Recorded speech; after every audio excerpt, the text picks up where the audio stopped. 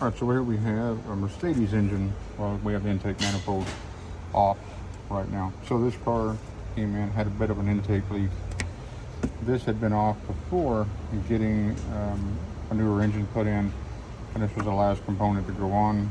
But this is why in a previous video I said you got to put the rubbers on first, because if you don't, the way these tops are made and how they sit in here, actually it's really how the bottom part's made, where you have this square edge. This has to go onto the other portion first, so this portion will slide right into place. If you try to put these on here first, all you're going to do is tear these gaskets.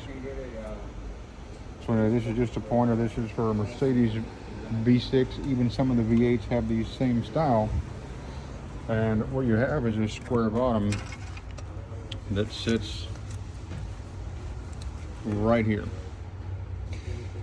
And if you don't put these on first onto that portion, you will damage these gaskets, and then you'll end up with a torn gasket, intake leak, lean faults, various other failures. So anyway, just wanted to share that and show why the rubbers have to go on first before the intake manifold goes on.